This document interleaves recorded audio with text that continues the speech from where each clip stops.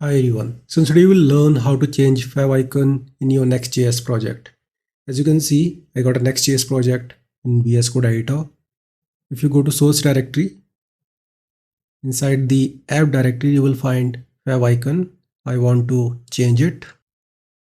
I already got icon that I want to put there. So simply copy it. Now here, right click, then click on reveal in file explorer.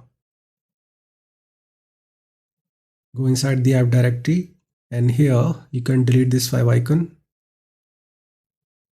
and paste what we just copied. Make it favicon. Now for some weird reason, after renaming it, it will look like the previous icon, but it is actually totally different icon. So we can confirm this by running this project. Simply go to view, click on terminal. Now here run the command npm run dev. So we got it running at port 3000. Now press your control key and click on this link.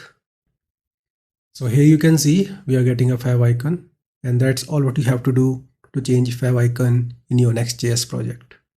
See you in the next video. Have a nice day.